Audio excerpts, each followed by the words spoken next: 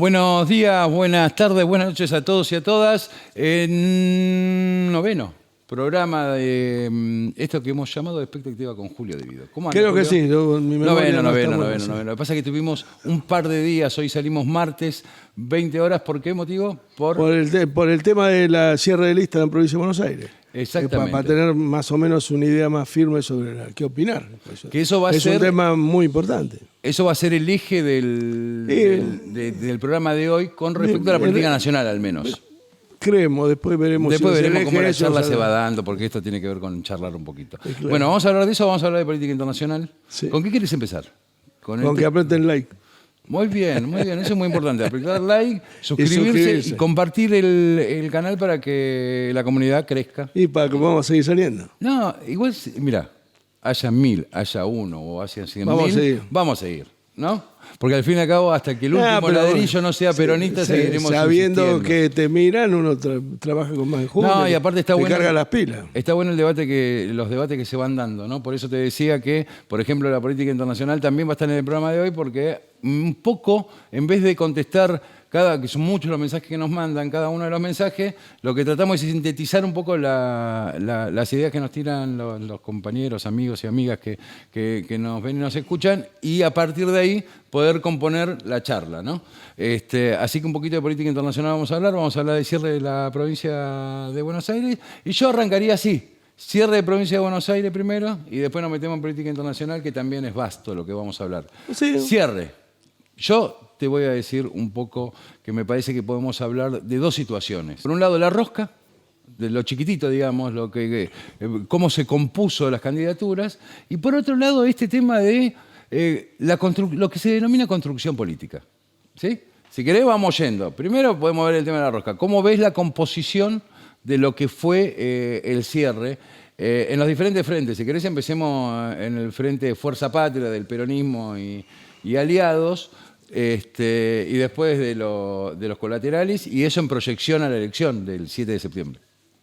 Sí, yo empezaría al revés, por describirlo de la Libertad Avanza, porque bueno, dale. Es más claro. En primer lugar, muestra la nitidez de la conducción de Milei sobre el espacio. Bien, es un jefe político. El jefe político del espacio que no está disputado. Y donde, además en el armado de listas, llevó adelante de alguna manera, a través de su hermana, que es su equiper en el gobierno, claramente, coequiper en el gobierno, llevó adelante, más allá de la alianza con sectores del PRO, digamos, con la ausencia a lo mejor de Mauricio Macri en las negociaciones, por lo menos en términos de expresión visual y de percepción, particularmente igual creo que tal vez Ritondo sea el que tenga alguna terminal más con él, pero con Mauricio. Claramente sí, me parece que tanto Santilli como el caso de Montenegro, yo te diría que ya están claramente dentro de la fuerza de la Libertad Avanza, ¿no? De los violetas, como quien dice. Sí, me parece que Ritondo quedó como puente entre Macri, ¿no? Eso nos va a dar pie para marcar claramente la diferencia con Fuerza Patria, en donde la conducción del espacio, del peronismo concretamente, está disputada, claramente. Después vamos a hablar de eso porque me parece que el tema más de fondo. Y por otro lado, llevando adelante una de las máximas que plantea el príncipe Maquiavelo en El Príncipe, en el sentido de cuando se llega al poder, se va depurando el espacio, los contextos, los entornos, y me parece que es lo que ha pasado ahora con Santiago Caputo, en parte, claramente, le han marcado la cancha. Le dijeron, vos hasta acá. Eso no es una noche de San Bartolomé o de los cuchillos largos, como en el caso del nazismo, sino es una noche de San Bartolomé que se viene llevando adelante, digamos, prácticamente desde el día que asume Milei, desde la vicepresidenta y otros funcionarios y protagonistas de ese espacio que fueron protagonistas durante la campaña electoral, durante toda la etapa de Milei como panelista televisivo, y que fueron quedando afuera. La cantidad de renuncias que ha habido esta semana, el síndico general, Blanco, bueno, lo que pasó la semana anterior con la vicepresidenta, donde ya claramente está, no digo, está execrada del espacio, no hablemos de expulsada, pero claramente cuando vos en política te definen como traidor, estás afuera. Sí, y Milei la definió como traidora. Por eso sí, no, Él, eso te define el que conduce. O sea, están depurando el espacio, claramente, y han incorporado... ¿Y por qué, Che, eso? Bueno, porque eso es natural, lo escribió en 1490 Nicolás Maquiavelo. Es natural de que cuando vos llegás al poder es una etapa distinta a la previa al llegar al poder. En la pelea por el poder hay... protagonistas o personajes que son muy útiles en la primera etapa del poder también, y luego empiezan a ser prescindibles porque en realidad se transforman en costo o te limitan tu capacidad operativa de acción, sobre todo ante un liderazgo tan nítido como el de Milei, ¿no? Y que hoy en ese espacio, en esa fuerza, en la derecha argentina, hoy conduce toda la derecha argentina, toda. Por eso digo, se transformó en un jefe político. Sí, vamos a decirlo. Sí, sí, ¿no? Sí, ¿no? Y digamos, está llevando adelante un proceso de revolución cultural que para mí es reaccionario y para otros no. Será revolucionario tal vez en el sentido de la derecha, pero claramente Milei no, digamos, no es un apóstol de la alternancia en el poder, claramente viene a instalar, a cambiar el régimen, claramente, ¿no? Sí, aparte él lo dijo, necesito 40 años para llegar a... Bueno, exactamente, está en su voluntad. Ahora, está en la oposición generar las alternativas, los programas, los espacios, las propuestas, que hoy son claramente, absolutamente insuficientes, porque hoy, por ejemplo, hemos visto una encuesta de Suban Córdoba, donde marca un 53% de rechazo al gobierno de Milei, más que a Milei al gobierno, pero sigue teniendo un 40 y pico % de imagen positiva. Si bien lo que podía ser, y es propio digamos de la personalidad de Milei, lo que podía ser medio anodino, medio gris en su momento, hoy ya no lo es y se transforma en rechazo, porque son políticas que afectan esencialmente, como decía el general, la víscera más sencilla del hombre, que es el bolsillo, inclusive llegando a procesos de indigencia, gente que pertenecía no hace mucho tiempo a la clase media, ¿no? Sí, como que las clases van bajando hasta quedar en el margen, digamos, en el margen o fuera del margen. Che, a ver, ahí también... él no solamente va depurando a medida que avanza su estadía en el poder, figuras muy reconocidas, sino también grupos. Avanza sobre el vacío que está dejando que deja la oposición, claramente. No, internamente hubo una recidiva del 6-0 famoso del Senado, pero está lejos de consolidarse la política. Ya ha habido reuniones con los gobernadores, los radicales con peluca, todos estos...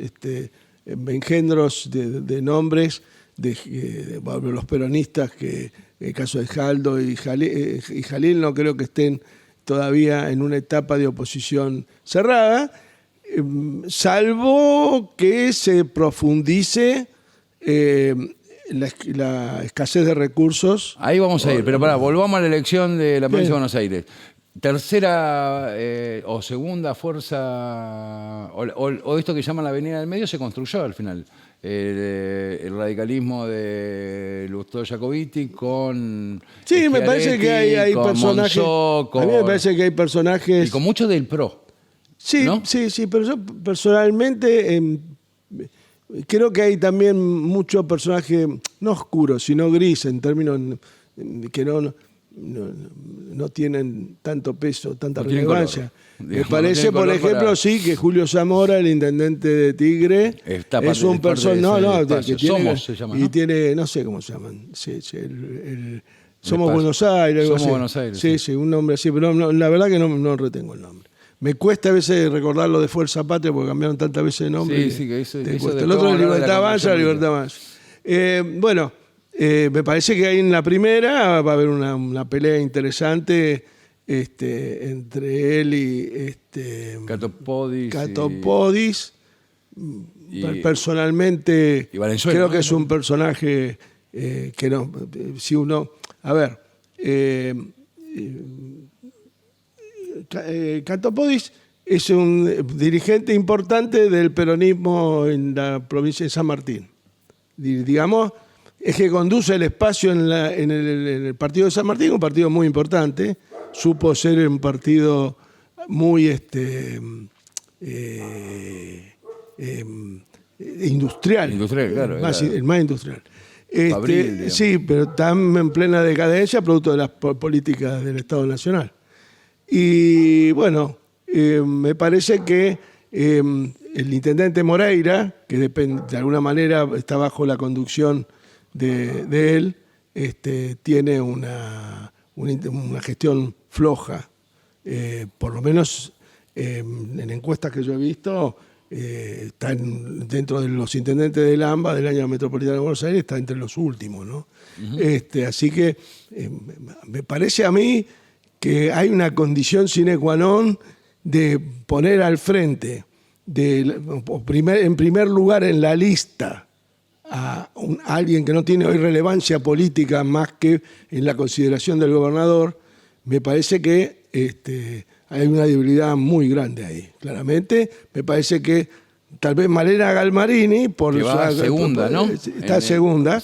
Me parece que, acaba de perder las elecciones con Zamora.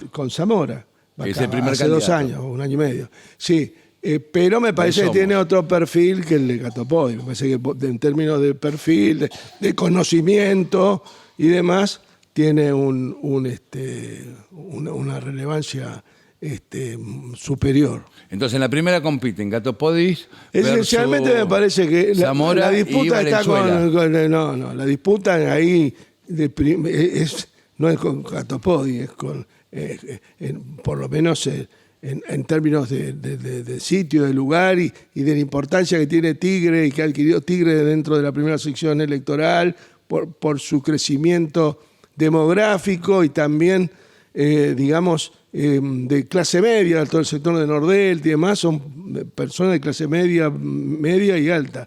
Me parece que ahí va a estar la gran disputa. Yo personalmente, mi opinión es que Catopodis es un candidato absolutamente irrelevante para poner. Irrelevante. No me parece que Magario, me parece que no. Claramente me parece que tiene una importancia fundamental en el partido de La Matanza, que es el partido más importante en términos de población de la tercera sección electoral, ¿no? Si te voy pinchando así, voy contándole a la gente, porque es difícil la estructura de la provincia de Buenos Aires para entenderla, las secciones y cuáles son los partidos, ¿no? Porque ponele, bueno, hacemos primera, tercera, primera y después vamos el resto. La tercera es La Matanza, Loma de Zamora. La tercera arranca en Punta Indio y termina en Navarro.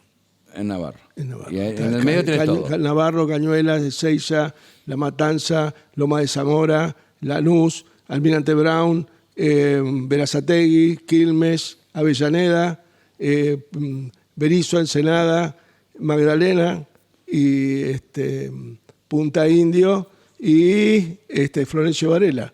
Puede ser que me quede alguna, pero... Es la segunda en importancia ahora porque la primera, como bien decía ese programa... Pero eso para el peronismo es la primera. Porque ha sido imbatible, salvo creo que perdió una elección Chicho Duvalde con Fernández Mejía en su momento, en el 97. Creo que sí, fue. que era de... Sí. Pero después no, es imbatible el peronismo ahí. Y también he escuchado hoy, y mira que yo personalmente también tengo una visión,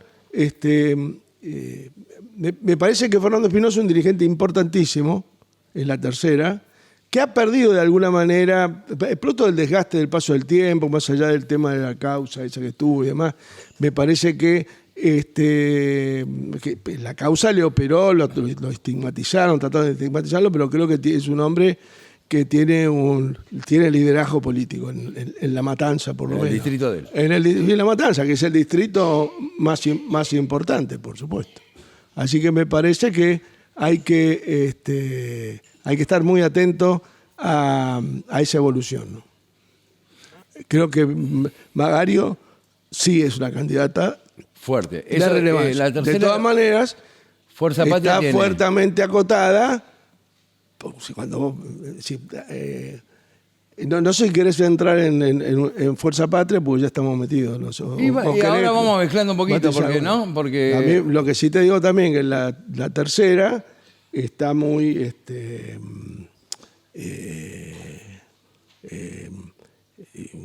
¿cómo decirte? Muy acotada la lista en relación... sobre el día domingo, en el intermedio que hubo entre el famoso corte de luz y hoy a las 2 de la tarde, hasta que vimos todas las boletas terminadas, que no fue un tema menor, no es que estaba todo cerrado, estaban cerradas las cabezas. sí, y no todas las cabezas. De la cabeza para abajo no era tan así. Lo que sí estaba terminado de alguna manera, lo que un poco hablamos hoy por afuera, era el tema de las listas cortas. Es decir, las listas cortas siguen existiendo, pero van a ir en términos electorales adheridas, van a estar en el mismo esquela de los candidatos a diputados provinciales y senadores provinciales. Ahí o sea, todos los candidatos municipales. Vamos a hacer una aclaración para que se entienda. Hubo intendentes que se plantaron y no estuvieron... No querían darle lugar a la cámpora en sus listas. Concretamente, en términos políticos más entendibles, era eso. Aclaremos un poquito el tema de esto de lo que fue las listas cortas o la idea de las listas cortas y demás.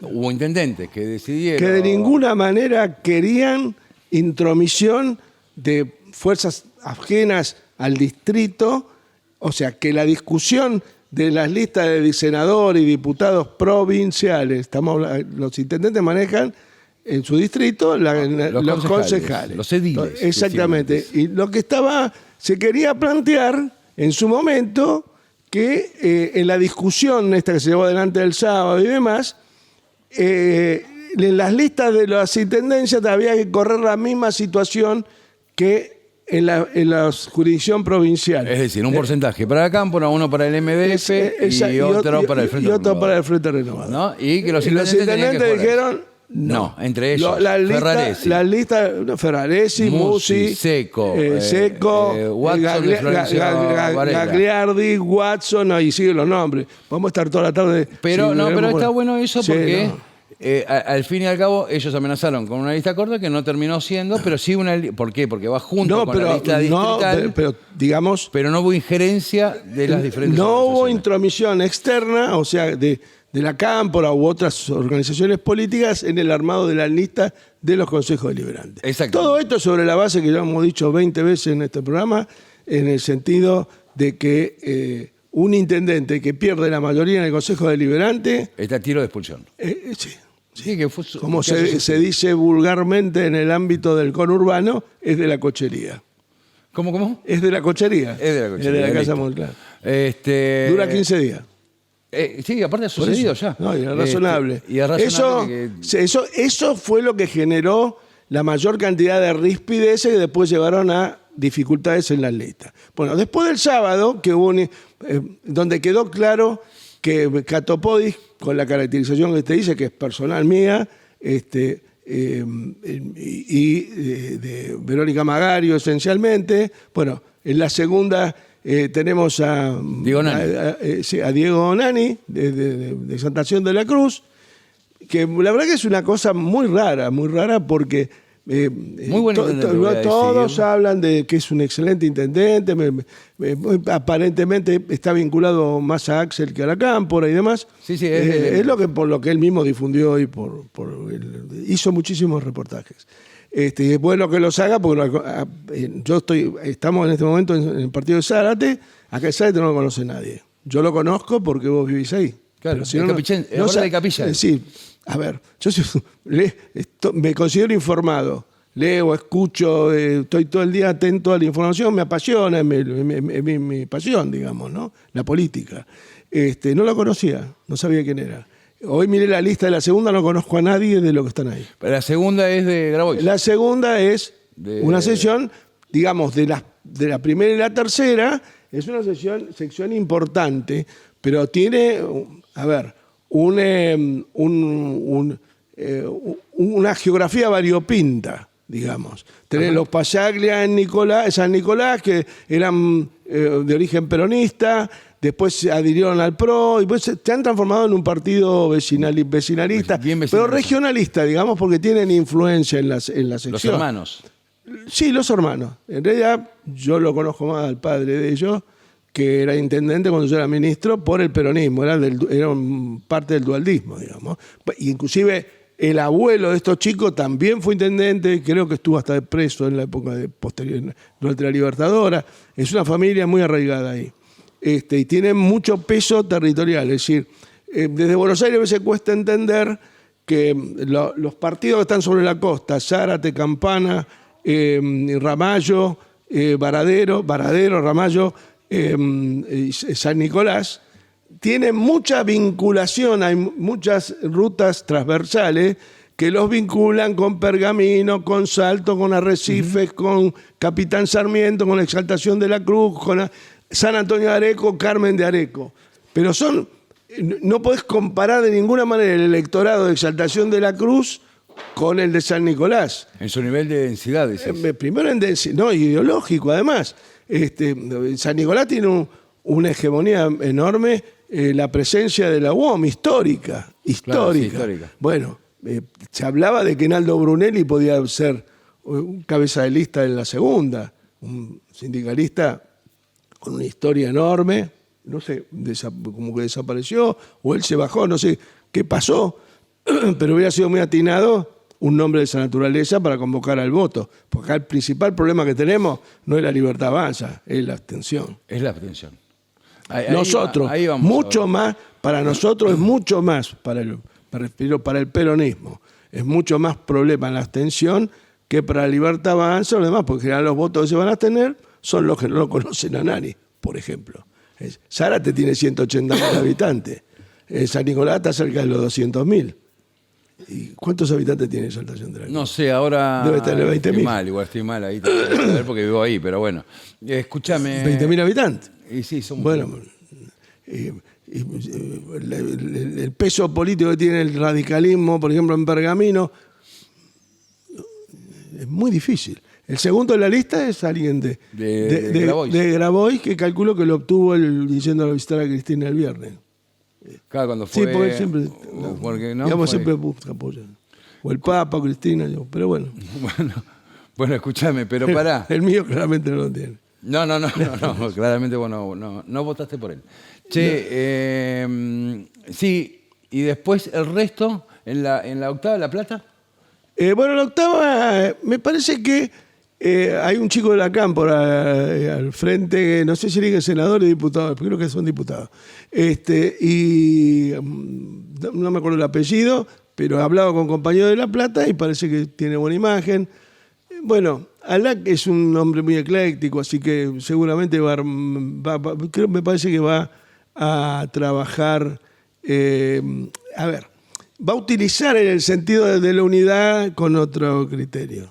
Acá, claramente, si no me estaría desdiciendo de lo que vengo diciendo, de que salí de estar preso, cuando planteé siempre que el peronismo necesitaba, la renovación peronista de los 80, de los 80, bien digo, se plantea después de la interna de Menem Cafiero. Esa interna vivificó y le dio potencia al partido, desculó quién era el que mandaba en el partido, que fue Menem durante 15 años, sí, claro. Prácticamente hasta el 2003, que nos ganó la elección ganó, por pocos votos, sí, pero ganó. Digamos, por eso. Pero por eso siempre digo, ¿no? Kirchner, todos dicen que perder una interna es una tragedia. Kirchner perdió esa interna y sin embargo después pudo generar un proyecto político con propuesta, que es lo que falta ahora claramente, que duró 12 años, ¿no? Aún él muerto como el Cid Campeador, llegamos hasta el 2015, después con todos los errores que se cometieron en esa etapa. Por eso creo claramente que fue un error enorme no tener una interna ahora, porque hoy lo escuchaba a Daniel Toñetti, que le hablaba de las candidaturas testimoniales, que eran una estafa. En realidad, las candidaturas testimoniales no son una estafa, son una cuestión táctica de un determinado momento claro, bueno. de la política y uno elige eso por un motivo u otro. Lo que es una estafa es no tener un programa y una estafa, y casi, te diría, casi una inmoralidad tener que 4 dirigentes se saquen los pelos durante 5 días a ver quién va a estar en las listas con todos los compañeros afuera. El otro día escuchaba también, no voy a decir el nombre de quién, pero alguien de Fuerza Patria, pero no es del Partido Justicialista, que decía que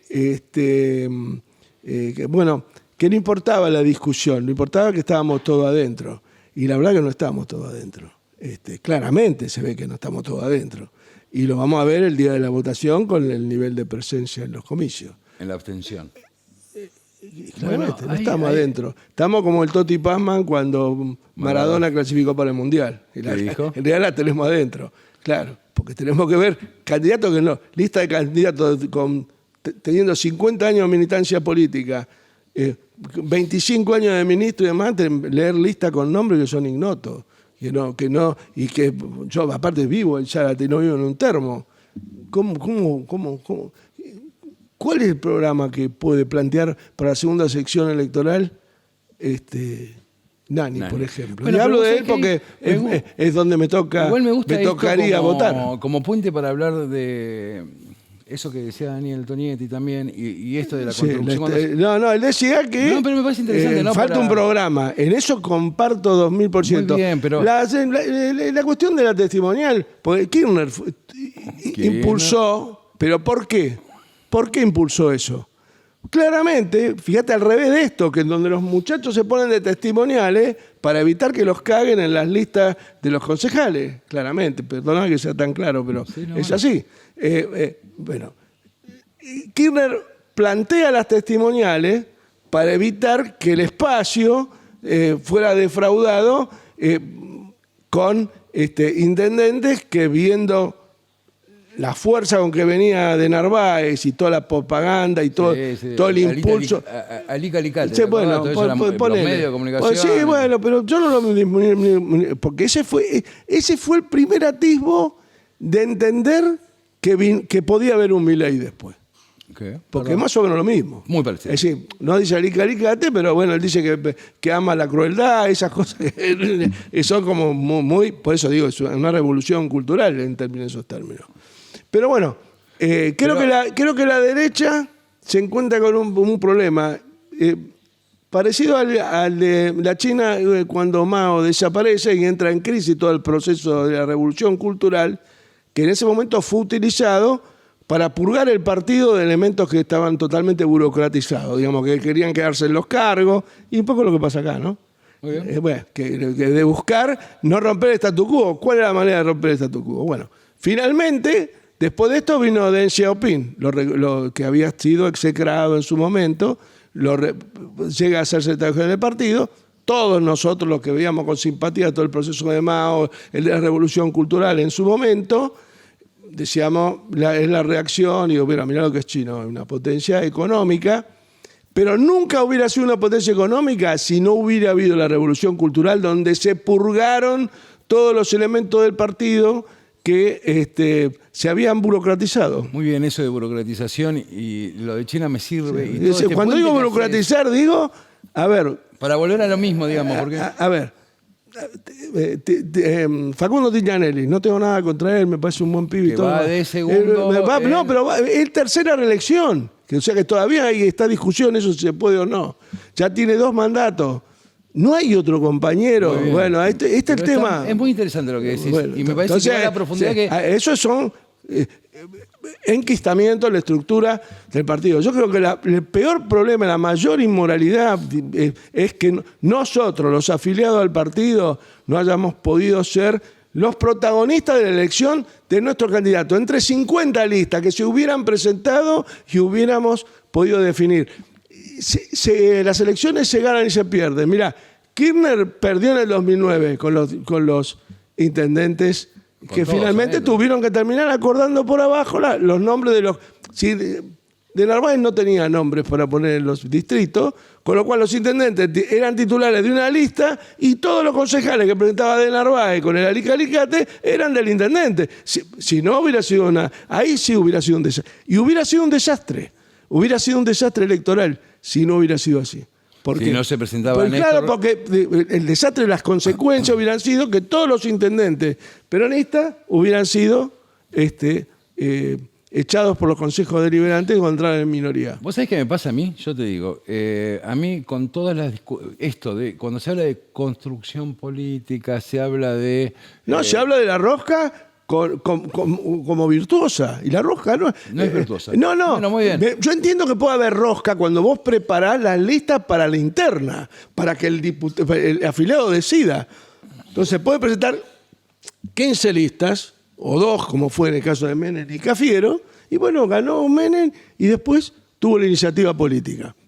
Después si el gobierno fue bueno o malo, no lo sé. Nosotros votamos la revolución productiva del salariazo, después fue otra cosa. Es otra discusión. Lo que yo quiero decir es cómo está degradada... Y terminó con el proceso hiperinflacionario de Alfonsín, que había sido una catástrofe. Sí, bueno... Que le llevó casi a que lo voltearan a él en su primer gobierno, cuando fue el plan Bonex de Herman González como ministro de Economía. Sí, que se come una hiperinflación. Se come una hiperinflación. Se come la cola del acuerdo de Alfonsín con el fondo, porque también hay que colarse de eso, ¿no? Porque ahora todos tragan la vestidura, pero Alfonsín también hizo acuerdo con el fondo, ¿no? Sí, bueno, sí, es horrible. El plan era arranca ahí. Se peleó con el fondo, fue el primer ministro de Economía que tuvo, Grispun. Pero después Broderson hizo lo mismo que Guzmán. Broderson. Sí. Después es horrible. Y Menem hace un intento previo, y quiero volver al tema de la interna, pero hace un intento previo que se llamó el plan Buchenwald, ¿te acordás? Sí, el primer plan que se llevaba puesto. En realidad, sí, pues se murió. Duró una semana. Después vino Rapanelli, que era un segunda línea. Y bueno, finalmente vino Cavallo, al que originalmente él no lo quiso poner de entrada por un problema político, porque después. Esta serie que está todos los días en términos de comedia, sí me gustó mucho. Después, ¿a vos te gustó? Sí. A mí no me gustó nada. Sí, entonces ahí podemos discutir al final. Me gustó muchísimo. Sí. Yo de técnica. De la profundidad de la serie. Por eso después, al final... No, es una estupidez eso de que yo escuché a algunos que decían, que entonces que lo ponen un personaje simpático. ¿A vos te parece simpático ese personaje? No, déjame de hinchar las pelotas. No. Pero vamos al final del programa a hablar de eso, porque si no, así emprolejamos un poquitito. Lo que yo digo es esto. A mí es decir, no me revalorizó la imagen de Menem. Todo lo contrario. Vi uno que dijo, no, porque yo no compartía que parezca un personaje simpático. Que te saque una sonrisa. Tantas películas te sacan una sonrisa, una estupidez. Pero la verdad... No me pasa eso con la serie amiga. No me gustó, pero vamos después a hablar de eso, para así no nos desviamos de esto. ¿Sabés qué me pasa con el tema del cierre de la provincia de Buenos Aires? Y cuando se hablan de esto, al final, por las testimoniales, por ejemplo, ¿a quién votás? Como que nos transformamos en un partido demoburgués. ¿Viste? Como que cuestionamos esto. Sí, pero los partidos burgueses tienen interna y votan. O peor que un partido demoburgués. Digo, esto de que claro no... ¿Qué votás? Cuando llega... Es el proceso... Mirá, ese proceso también le costó a Perón en parte después de la muerte de Eva y toda la crisis cambiaria y de divisas que hubo. El segundo plan quinquenal, ¿a qué apuntaba justamente? Era una especie de revolución cultural, a romper, a desanquilosar, digamos, los miembros del partido que habían llevado adelante el primer plan, que fue exitoso. Pero después había que generar una ruptura. Y esa ruptura... no se dio o llegó tarde, ya llegó sobre el final con los contratos con la California para poder tener abastecimiento petrolero, todo costo. Esto es lo que hay que evitar. Y evitar las grandes contradicciones, como ser lo que fue el salariazo, lo que fue la revolución productiva. Bueno, esas son contradicciones entre lo que la gente votó y lo que se hace después. Por eso. Pará. ¿Cómo seguimos entonces? ¿Cómo se sigue? Porque vos tenés una situación, yo hablaba con un compañero, no voy a dar el nombre porque no me pedí autorización, un compañero cercano de la gobernación de Axi que me decía, el problema que me gustó el análisis que hace, me dice, el problema que tenemos nosotros es que ponemos candidatos que terminan estando muy alejados de la gente. Obvio. Hicieron Muy lo mismo alejado que de la nosotros. gente. Entonces, el nivel de abstención que vamos a tener es muy alto. Bueno, ¿y cómo seguimos? ¿Cómo se Se quedó, reconstruye mira, yo la te voy a decir situación? más, se quedó originalmente que había un triunfo de Axel, y en lo particular, y con todas las diferencias que tengo con Cristina, pero me parece que apuntaron a limarla en su pelea por la conducción del peronismo, porque está con él, está peleando con Axel. Ahora, hay una particularidad, y por eso estos procesos de revolución, como la revolución cultural, de mover las estructuras, cuando fue el momento de analizar si Axel, dentro del proyecto político que tiene ella hoy en día y que tenía en aquel momento, era la persona indicada para estar allí, porque no lo definieron los compañeros, lo definió ella, que él tenga 2 veces gobernador, no una, 2 veces. Entonces, además, Axel, ni siquiera podemos decir que como Nani, que es un intendente de un partido, no tenía territorio en términos... No, de hecho es el territorio que tenía Axel era la Facultad de Ciencias Económicas. Sí, y bueno, desarrollado ahí en la por ciudad eso, de Buenos Aires. lo trajo Recalde chico, hijo, al escenario. Sí, lo trajo, bueno. Y Cristina lo compró en términos, bueno, se lo llevó a la excelsitud, donde él era el máximo producto de la revolución kirchnerista.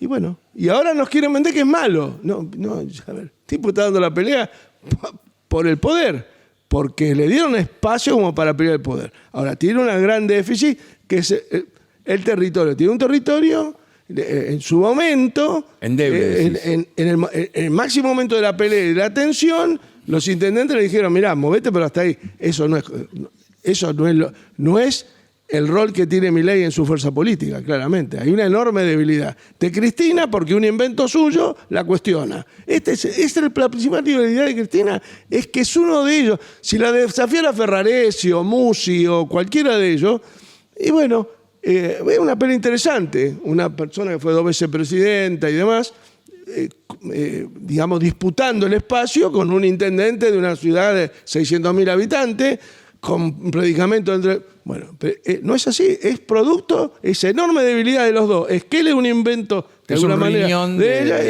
ella, bueno. Entonces, entonces, ¿cuál es el momento? ¿Cuál es la manera de definir cómo se sigue? Definiendo una conducción. Entonces, ¿cuál es la forma de definirlo? A través de un proceso interno. Eligiendo, hasta que no haya un proceso de depuración llevado adelante a través del voto democrático de los afiliados, no va a haber renovación. Y si no hay renovación, no volvemos más. No volvemos más. Entonces, muy bien. ¿Cómo ves esta elección? ¿Cómo la ves la del 7 de septiembre? Yo creo que con todo lo que te dije... La ves muy mal. Yo veo que hay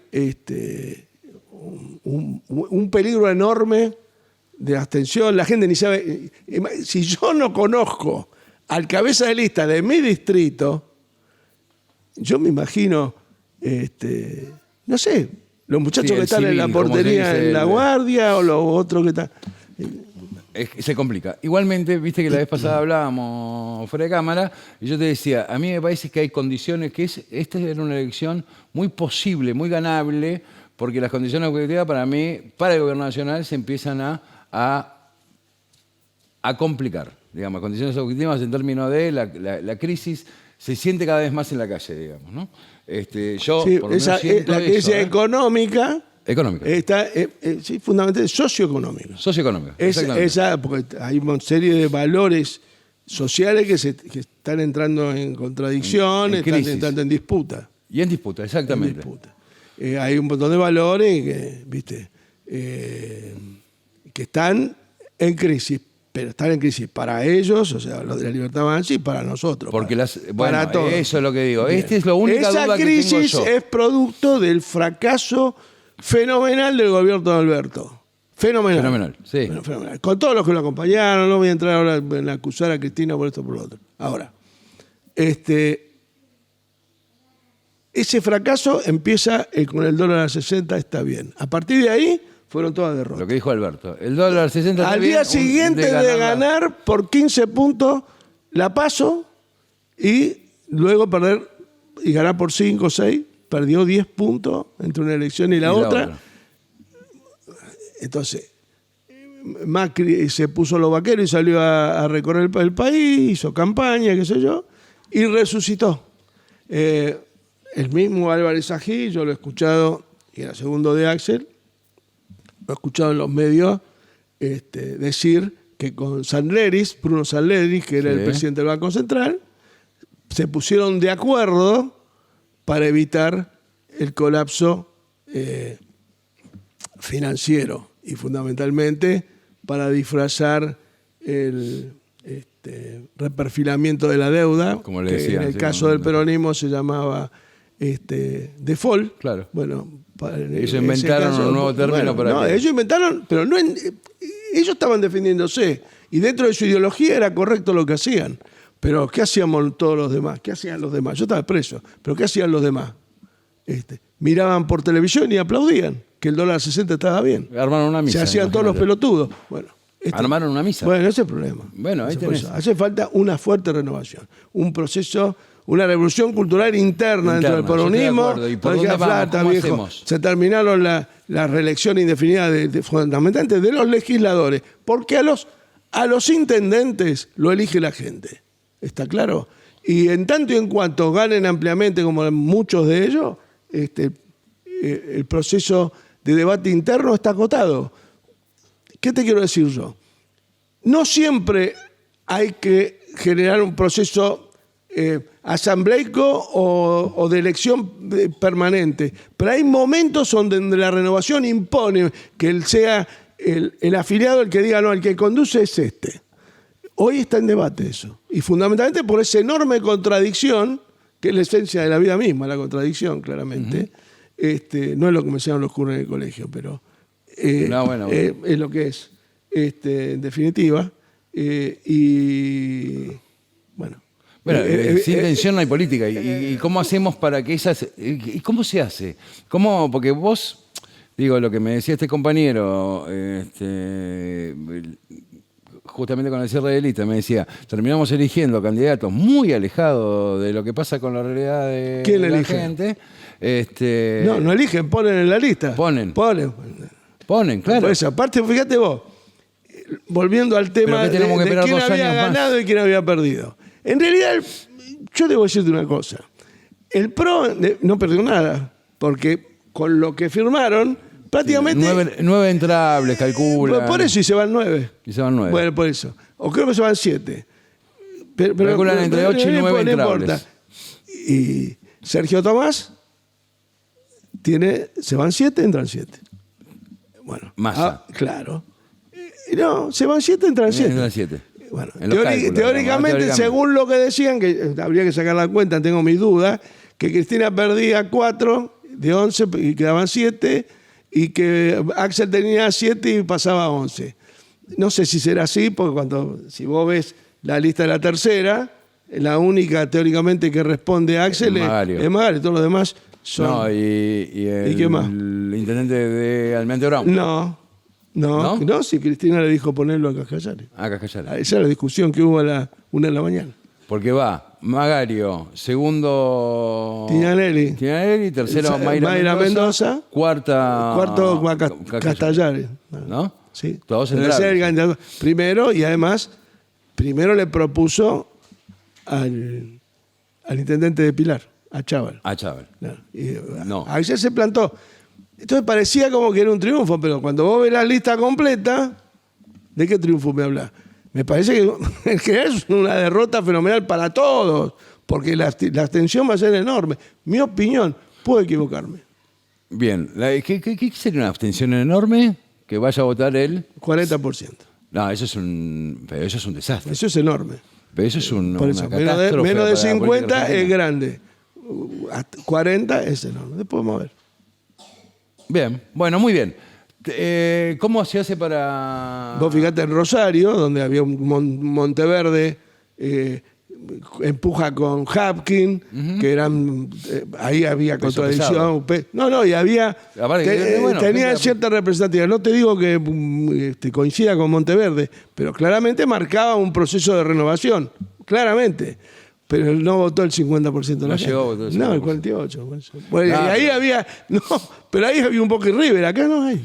No hay nada, claro, acá no existe. Bueno, ellos presentan, la Libertad Avanza Sí, y sí. presenta, claramente va a ser una campaña que se va a imponer a través de la cuestión Como de la hablábamos seguridad, antes, eso va a querer el gobierno nacional. El presidente tiene 53% de rechazo, que es importante porque ya no sabe, no contesta, es rechazo, pero tiene 46, 47% de aprobación o de expectativa positiva. De expectativa positiva, sí. De imagen, porque se miran las imágenes, ¿no? Che, ellos el gobierno nacional va a apostar al tema de esto de la seguridad, de la inseguridad y todo esta, ¿no? Va a apostar por ahí porque pusieron a un comisario, a un ex comisario. Sí, candidato a la tercera. Claro, Bondarenko, sí.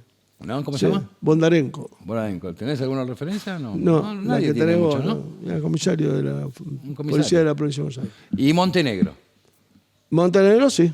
porque Montenegro es un peso pesado ahí. Sí, creo que sobreactúa, más allá de que en Mar del Plata ha habido mucha represión y demás, sobreactúa su espíritu represivo, digamos, ¿no? Se le pone cara. Es así, mi opinión nomás. Bueno, vamos a ver qué pasa. Falta un poquito y vamos a ver cómo se despliega en el territorio el peronismo. Porque ahí es donde tenés o no tener relación con la gente. Al fin y al cabo. Digo, podés hacer un despliegue en el territorio. Si es verdad que... Lo que pasa es que yo estoy medio... Tiene que haber un cambio muy profundo en la estructura organizativa del partido, ¿no? Lo que yo digo es que Axel se juega todas las pilchas acá. Porque si hay un 40% de abstención y no le va muy bien en la elección, yo no creo en la muerte política. Sí, el pero- problema es que las fichas no son de él, son nuestras. O sea, vamos a hablar en plata. Aún teniendo las listas llenas de integrantes de la cámpora y del sector denominado ahora kirchnerista, que debiera ser el mío, claramente no, ¿cómo decirte? No quedó como que él puso los dos cabezas de lista, primera y tercera. Sí, sí, no. Entonces, ese pequeño triunfo. No, y el otro triunfo, si vos lo querés tomar, pero es de los intendentes, no de Axel. Es la famosa lista corta, ¿no? Sí, eso, no, la lapicera es nuestra. Claro, somos pues imagínate en la tercera, tipos que tienen situaciones durísimas de enfrentamiento con sectores de la cámpora y que esto y el otro. Y fíjate, no sé, me parece que hay intendentes y ya están comprando la tijera, ¿no? Vos decís que Van a ir junto a la lista, que va a haber un cortesín. van a militar, obviamente. ¿Qué interés pueden tener cualquiera de ellos en que los represente Tiñanelli? No, imagino que no. O más ir a Mendoza. Mira los vecinos ahí. Che, bueno, Entonces, estamos medio no complicados. estoy diciendo que hay que hacerlo. No creo que el principal estamos problema no es haciendo no es la análisis. tijera. El principal problema es que la gente se quede en la casa tomando mate. Eso es, un 40% de abstención es un Vos fracaso fíjate, de hoy la en un tiempo de política crisis argentina. fenomenal como hay ahora, ir a votar significa un gasto, aunque sea de energía, pero un gasto económico, tomar el colectivo, ahora inclusive no hay no dejan el transporte gratis el día de la elección. Imagino que Axel va a generar situaciones para que eso ocurra. Pues sí, estimo que sí. Estimo que... Sí. Yo lo que creo, sí, Los que no es Axel, los que mueven para ir a votar. son los intendentes. Sí, pero compañero, ya- son dos cosas distintas. No, pero cuando digo... Son dos cosas distintas. Pero Axel- Si van con la tijera, van a votar la parte de van a ir a la lista corta de hecho. Pero la lista corta en términos administrativos o comiciales se perdió en una boleta común. Pero tiene alguna viene pespunteada, todo para Y cortar. vienen punteadas, sí, claro. A mí lo que observo... No es la primera yo vez vi- que hay corte de boleta. No es la primera vez. No sé cuánta incidencia tiene igual, ¿eh? ¿Qué nivel de incidencia tiene en la Mira, general yo te digo posterior? una cosa. ¿Te acordás cuando yo estaba preso? Que Me fui acuerdo candidato a plenamente. diputado con Santiago Sí, Cunha. me acuerdo. Que va a ser candidato ahora a diputado nacional. En octubre. En octubre. Vale recordarlo porque fue muy, muy generoso conmigo. Y en La Matanza, pobre Lali estaba ahí dando la pelea. En La Matanza a las 9 de la mañana no había una sola mesa con boletas mías. Ni una sola mesa. Ni una. Muy bien. Sí, Y no. sí, la llamaban por teléfono. No en La Matanza. Pues, el conurbano, amigo. Sí, Sí, yo me reía. En realidad, lo mío era, por supuesto que quería ganar y traté de hacer campaña. Vos me ayudaste, Sí, me reporteabas en la cárcel y demás. Pero, digamos, sabía lo que iba a pasar. Los muchachos,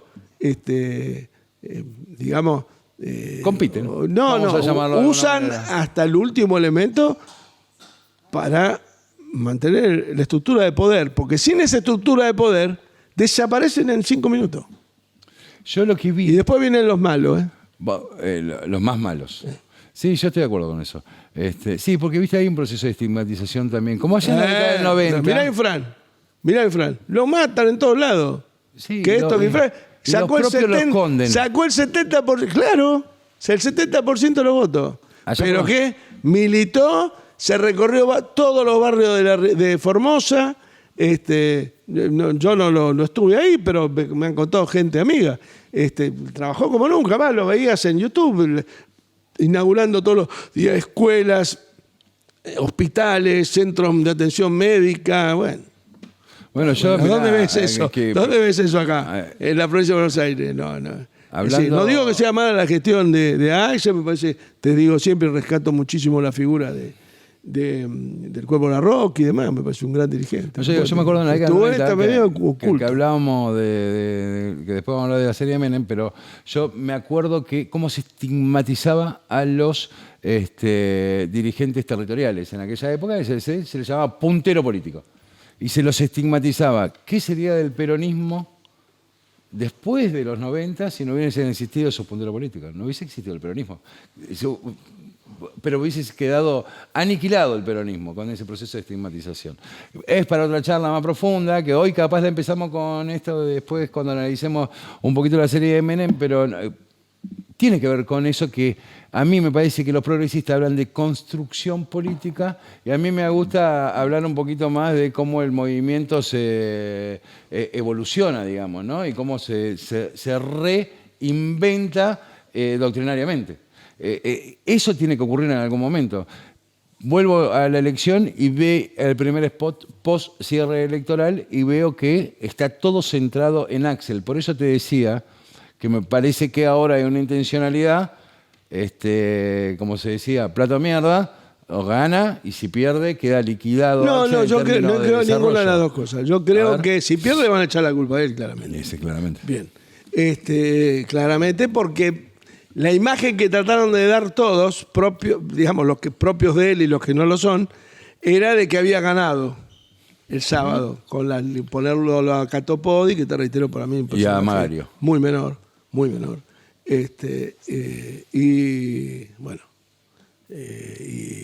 Bueno, cerca del gobernador coinciden en eso. Por eso te digo que tuve una charla con alguien cerca del gobernador. Y a Magario. Y le dobló la mano a Cristina porque no pudo poner a Mayra Mendoza de cabeza de lista ahí. Uh-huh. Bueno,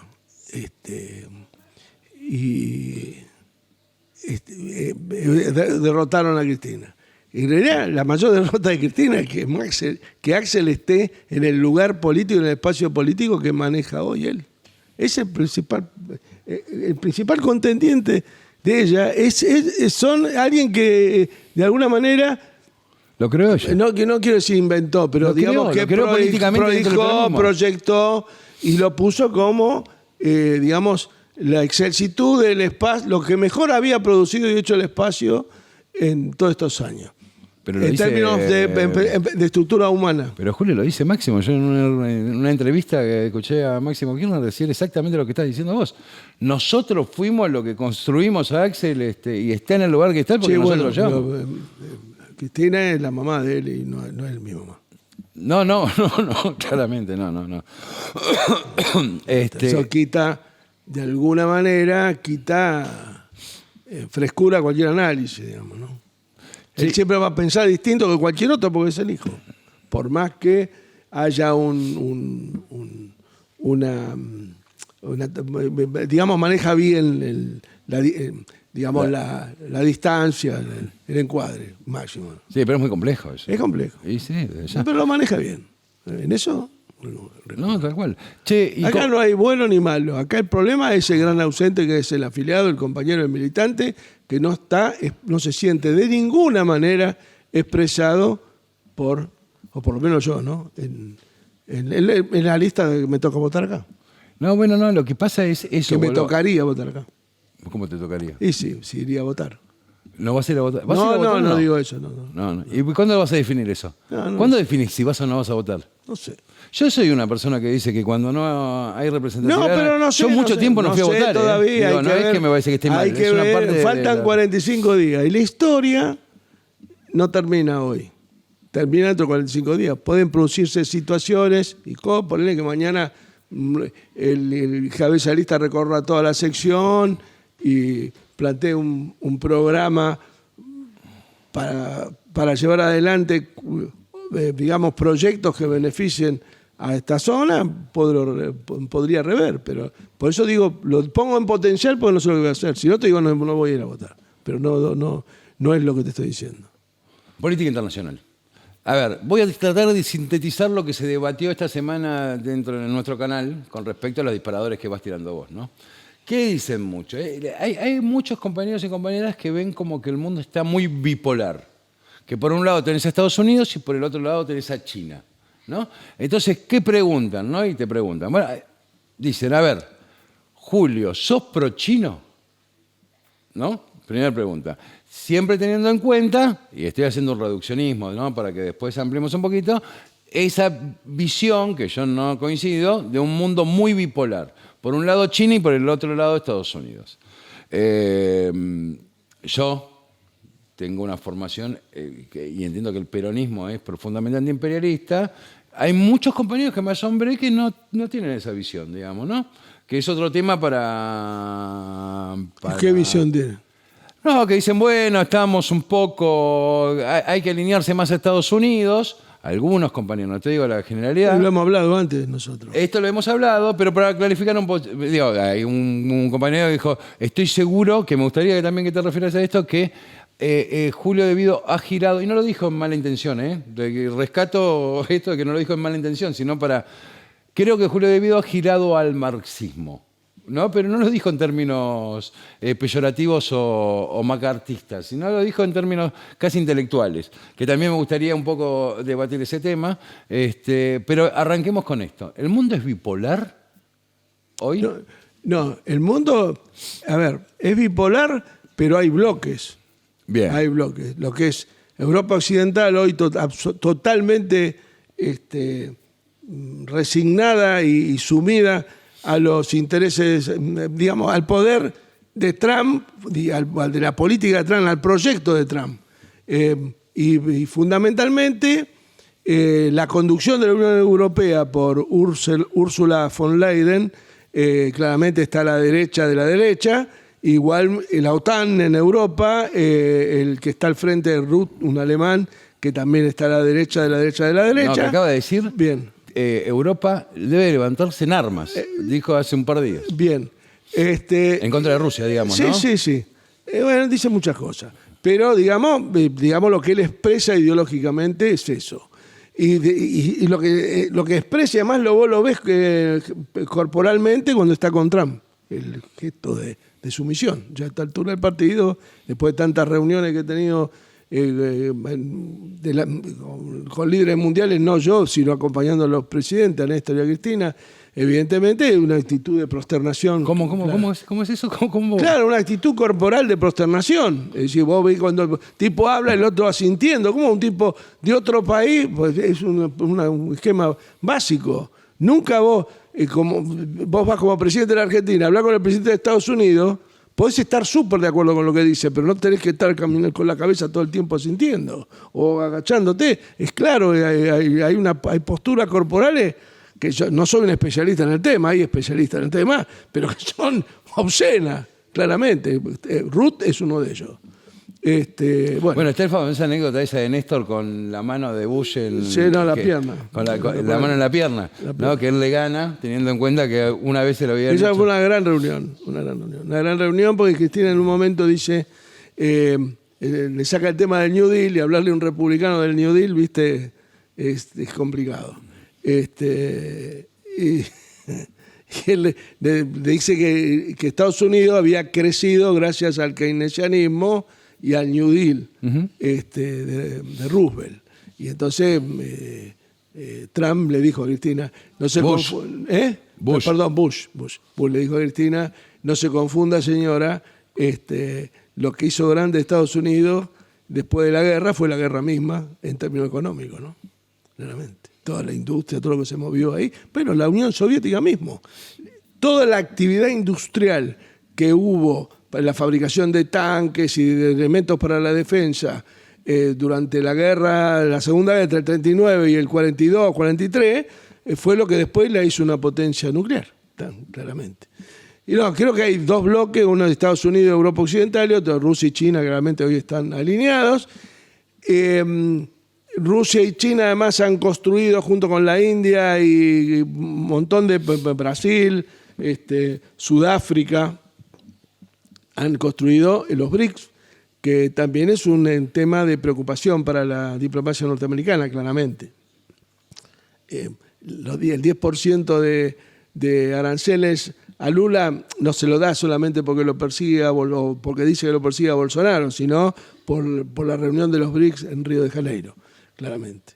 Y uno de los puntos del orden del día era reemplazar al dólar como moneda de intercambio mundial. África hoy está virtualmente, digamos, en el bloque África en general, los países del África Negra y demás están claramente vinculados tanto a China o a Rusia, según el país, en donde están haciendo inversiones enormes, más allá de explotar los recursos mineros, porque de alguna manera se mueven como potencia imperial también, claramente.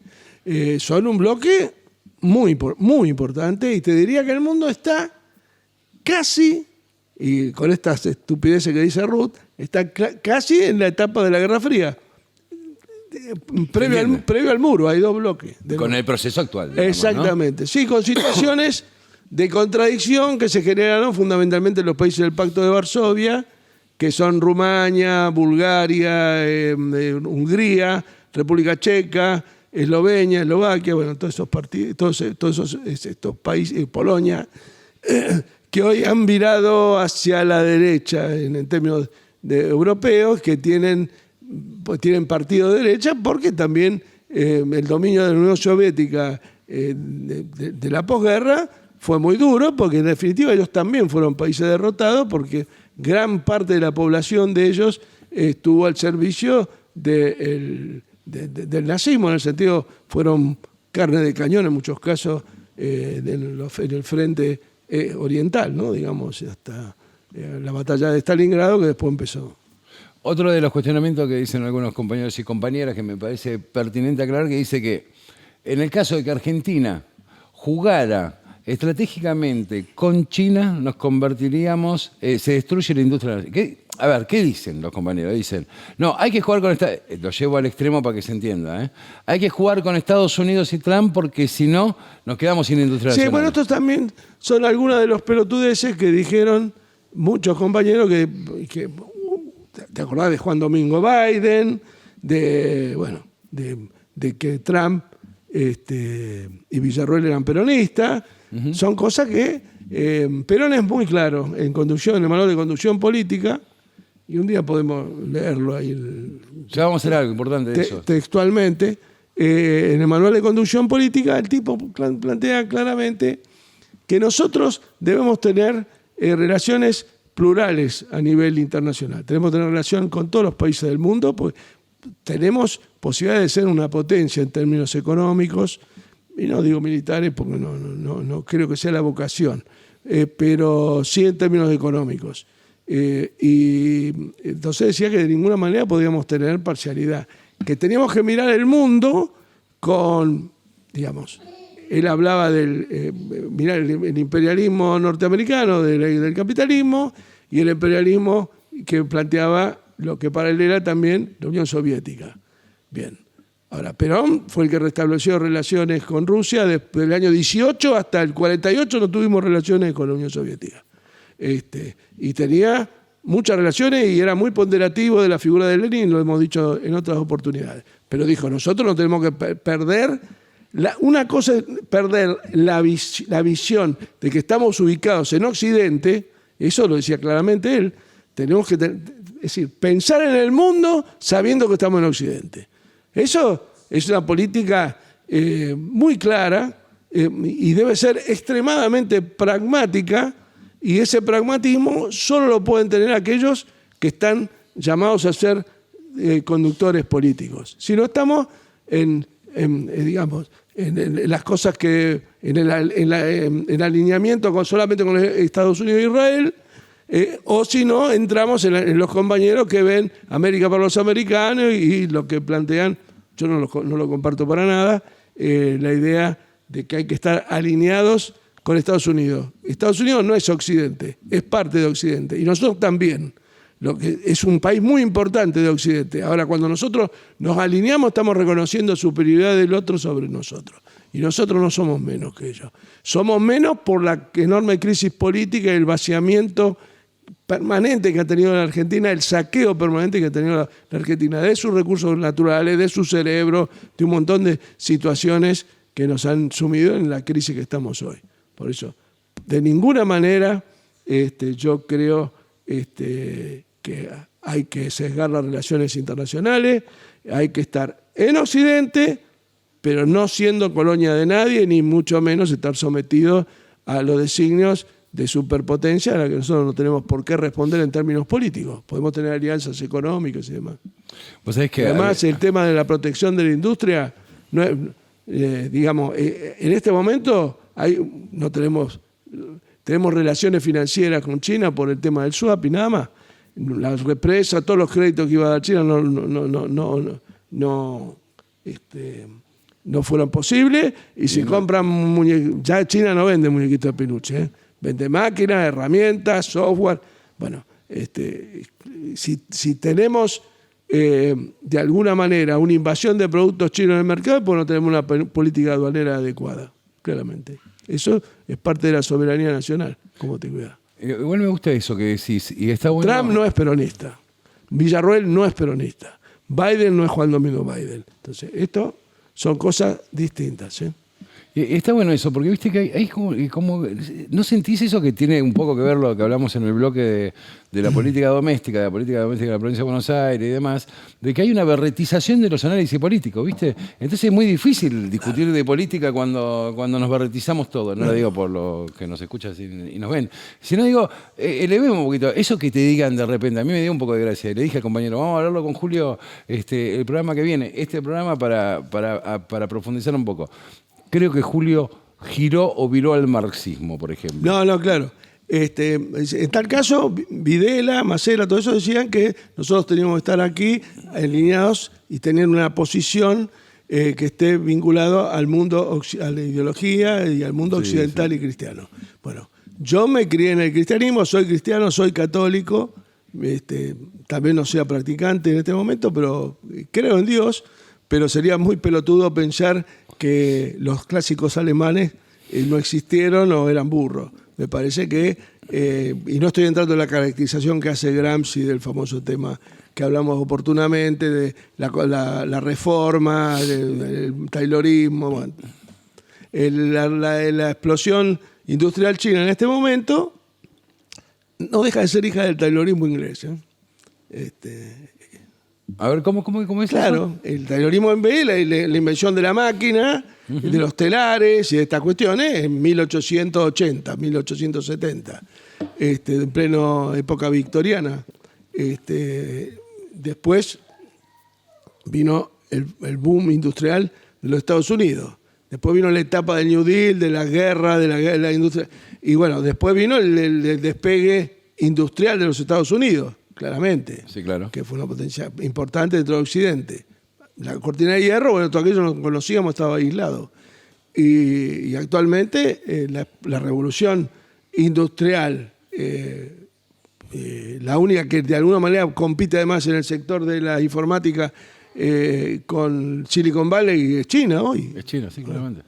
Claramente. Bueno, Con o sea, desarrollo... en su momento se hará un nuevo análisis del mundo y bueno, el taylorismo inglés, bueno, estaba la revolución francesa, ¿te acordás? Los clásicos alemanes, el taylorismo inglés, la revolución industrial americana y la de la Unión Soviética de alguna manera, y ahora estamos en una nueva etapa de desarrollo industrial, de inteligencia artificial y demás, donde China tiene muchísimo. Yo los invito a los compañeros que miren YouTube nomás y se van a dar cuenta.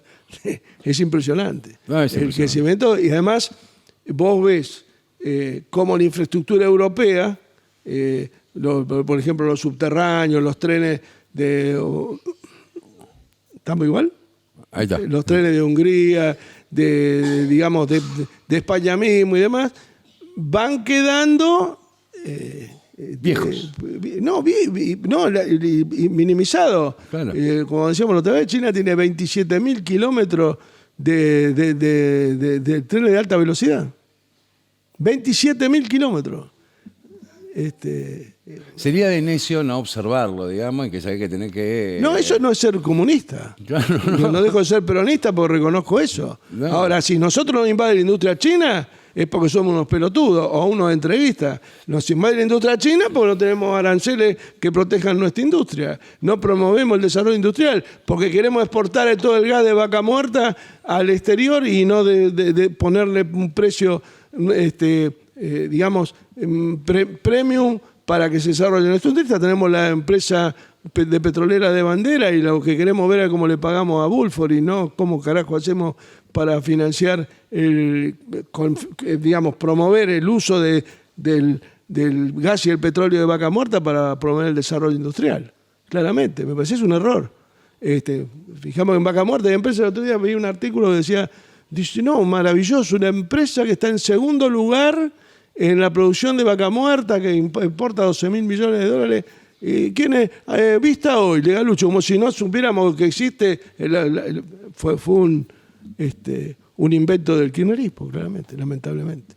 Bueno, eso, pero esos, a ver, yo digo, esos errores... Se fue, vino como empleado del Bloomberg y ahora en 8 años tiene la empresa, es fantástico. ¿A vos te fue también en los últimos 8 años? No, de hecho, en los últimos 8 años me fue bastante mal. A todos. En los últimos 8 estuve 2 años y medio preso. Pero bueno, digo, lo que a mí me parece interesante para hablar con los compañeros es que, viste, Perón decía, es mejor aprender los errores ajenos que de los propios, porque así no te embocás. Pero si generás los errores, aprendelos, ¿no? Esto de Galucho que decís, nos tiene que enseñar un poquito a ver cómo construimos de otra manera, ¿no? Y también Perón decía, ¿no?, que hay que hablar nada de los hombres, un poco de las cosas y mucho de las ideas. Esto es lo que mucho pasa. de las ideas, ¿no? Entender que yo diga que China es una potencia industrial, económica y demás, que yo soy socialista o marxista, es una pelotudez. Ahora, que no puedo desconocer que la lógica del materialismo histórico, del sentido de la contradicción que vemos todos los días en el universo, es parte de la vida misma, más allá de los valores religiosos en los que fui criado. Che, sí, aparte no tiene nada que ver, es como una tontera. Pero bueno, está bueno aclararlo. Che, la guerra, cómo se desarrolla la guerra tiene un poco Por que otro ver lado, con... debo decirte, cuando estuve preso, el partido más solidario conmigo fue el Partido Comunista. ¿Y los hiciste peronistas? ¿Los hiciste un poco más peronistas a ellos? Mira, no, yo tampoco me hice comunista, pero debo reconocer que fueron muy solidarios conmigo. Venían todas las semanas a visitarme. Pero ¿cómo no vas a poder...? Sin tener ninguna... Lo único que tenía yo en la historia con los comunistas, haberme peleado en la facultad con los muchachos de la FEDE y toda esta historia, pero nada más que eso. Che, el día que asumió Alberto Fernández, se hizo una fiesta en la Plaza de Mayo. Eran parte del Frente de Todos. Exactamente. Bien. Toda la directiva de él vino, el hijo de Julián Noti y demás, que es el presidente del PC, vinieron a verme a mí y a Esteche en vez de ir a la plaza. En vez de ir a la plaza. Y digo, ¿por qué no fueron a la fiesta? Pues nuestro lugar es acá, con los compañeros. Bueno, eso yo no me voy a olvidar nunca, pero eso no significa que no sea marxista. No, pero por supuesto que no. No tuve la misma respuesta en mi partido, lamentablemente. Sí, de muchos compañeros que me vieron a ver, aislados. Pero como estructura orgánica, con lo del partido fue un fracaso, un desastre. Es más, mientras nosotros estábamos presos, Graboy, que es socio electoral de esto, decía que nosotros éramos todos unos delincuentes y que estaba bien que estábamos presos. Sí, y aclaraba que en realidad él era muy amigo de Stanley. ¿De quién? De Stanley, la ministra de Desarrollo Social, Sí, por supuesto. o no sé cómo lo tenían. Sí, una relación un poco vergonzosa, sí. Y una relación muy vergonzosa. Che, la guerra, como se está desarrollando, tiene un poco que ver con esto. Bueno, que Rusia está aprovechando, como hablábamos la otra vez, la campaña de verano y está a las puertas del río Dnieper, que está de un lado, está a la orilla de Kiev, está ahí, ahí nomás. Y Trump le dio 50 días. ¿A quién? A Rusia. 50 días se termina el verano, con lo cual calculo que, no sé, que me da la sensación que va a haber cambios políticos en Ucrania pronto. Sí, se habla mucho de que... No es un deseo ni nada. No. Se habla mucho de que quieren deshacerse de Zelensky, que ya no estaría internamente garantizando... Y lo que pasa es que se le va el niño de la guerra a Rutte y a von der Leyen, a todos ellos, ¿no? Porque ahí hay una situación de desarrollo de la industria tan armamentística en Alemania, hay un negocio atrás de todo eso, ¿no? Sí, por supuesto, no es solamente que sean chicos malos. No, y ver cómo qué pasa después de cada guerra, ¿no? Con todo Exacto. eso. Che, ¿y qué pasa? Son malos, pero... Sí, pero con un motivo. Son digamos, en este caso. Son avaros, digamos. Sí, avaros, tienen afán de enriquecerse, digamos. Che, Julio, para ir terminando, Israel, esto de que, bueno, tregua, pum, y a la semana bombardea, tregua, a la semana bombardea. ¿Cuál es el sentido de esto? Y mira, no sé, hoy habló el cura Romanelli, el de la iglesia bombardeada, dice que el disparo vino directamente a la parroquia que tiene él ahí, y bueno. Que fue intencional. Que fue intencional, digamos. Sí, que fue un objetivo, digamos, en términos militares. Porque vamos a decir que en la parroquia, bueno, se ayudaba a la gente que estaba sufriendo este proceso de la guerra. En términos militares fue un objetivo. En términos militares fue un objetivo. ¿Cuál es el objetivo? No lo sé, no.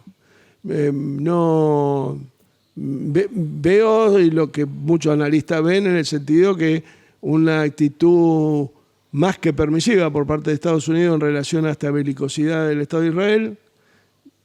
Algunos hablan de como que Israel está conduciendo la política, por lo menos en el Medio Oriente exterior norteamericana. No lo sé. Pareciera que será así. No veo protagonismo de Trump en el escenario militar de la región. El protagonismo, la iniciativa es de Israel siempre. Y Netanyahu sigue complicado internamente, Netanyahu. No, porque estuvo a tiro de ser expulsado, pero vos decís que no, que ya se resolvió el conflicto interno. No, a mí me parece que tiene un fuerte apoyo del lobby norteamericano que manejan ellos, del sector judío de la comunidad económica norteamericana. Tienen apoyo por ese lado, son un factor de poder muy importante en el mundo. Que vos me decís en qué bloque está y en el bloque occidental. Pero... Bueno, ¿quedó algo de la política internacional o estamos? No, creo que estamos. No, sí, lo de la crisis económica que casi desata la voluntad de Bush de desplazar a Powell, el secretario del Tesoro, ¿no? Hoy estás con Trump y Bush. Bueno, ¿qué va a hacer? Bueno, tengo 75. No, bueno, y ellos no son tan diferentes. Che, Lali está horrorizada. ¿Cómo fue? Contá un poquito de lo de Powell. No, aparentemente maneja variables en el Tesoro norteamericano, que vendría a ser el Banco Central de ellos, que no son proactivas a la política industrial protectiva que quiere llevar adelante Trump, y lo cuestiona por eso. Y la semana pasada hubo un fuerte rumor de que iba a ser destituido, y eso trajo un lunes, un martes medio trágico en los mercados. Después repuntaron cuando no pasó nada. Porque Trump dice muchas cosas, es como Milei, dice muchas cosas y después... ¿Es cómo? Dice muchas cosas como Milei y hay algunas, pero hay que mirar lo que hace Trump y lo que hace Milei y no lo que dicen, porque si no... Las palabras se las lleva hay el que dejar viento. que lo escuchen la... Bueno, si quieren entender el conurbano, lean El nudo de Carlos Pañi, con las diferencias ideológicas que tengo con él, pero el libro es muy bueno, está muy bien escrito. Y entramos en las recomendaciones literarias. Y ya cerramos después con la serie Menem. No, eso. ¿Cómo se llama? El nudo. El nudo, de Sí, Pagnec. sí, es largo, un libro grande. No, sí, más, como un año. Como un año, ¿no? Sí, sí. Es un... Sí, más de un año, me parece. Es un... haciendo toda una descripción del conurbano, de las relaciones políticas, de lo efímero que suele ser el poder si no lo sabes manejar bien ahí. Es interesante. Y habla además de cómo se nacionalizó la ciudad de Buenos Aires, hace toda una historia de eso. Me parece un libro muy... Si querés entender el conurbano, tenés que leerlo. ¿Qué otro librito? Recomendame algo de literatura que hayas leído. No ahora, digamos, que hayas leído. No me sale ahora, no. Mirá que ha sido... es un segmento que a la gente le gusta mucho, ¿eh? Sí. Bueno, el tema. Pero bueno, ¿Has leído Paul Auster? ¿Paul Auster? No. ¿No? Un autor norteamericano murió hace poco, que a mí me gusta mucho. Trilogía de Nueva York, etcétera. Te voy a traer algo para que leas. En la cárcel leí algunas de las novelas de Stephen King, que también seguramente no tiene... A mí me gusta mucho Stephen King. La Cúpula. Yo, esos que viste que te dicen, no, pero que es un bestseller. No, a es mí, un bestseller, pero a mí, muy bien. Soy peronista, me gusta la mayoría. Muy buen escrito, leí varios. ¿Y qué te acordás de alguna ahora? Sí, La Cúpula. La Cúpula. Sí, es muy interesante. Bueno, y... Es un gran libro. Es una buena novela. Sí, a mí me gusta mucho. Bueno, El Resplandor, la película y el libro y la novela es muy buena. Sí. No, las películas de Stephen King son en general horribles. El que leyó el libro, mirá 10 minutos y la sacás. El Resplandor rompe esa lógica. ¿La viste vos la peli esa? La vi hace tiempo. Volver a ver. Sí. Y vas a ver si lees el libro y la peli funciona. Sí. ¿Y Napoleón? ¿La viste la película Napoleón? Sí, pero no me gustó. ¿No te gustó? No. Yo la tengo para ver, todavía no la vi. He leído algún libro sobre la biográfico y demás, interesante, no recuerdo el autor, pero es un personaje muy, muy interesante. Digamos, es el rescata de la Revolución Francesa el sentido imperial de Francia. Bien.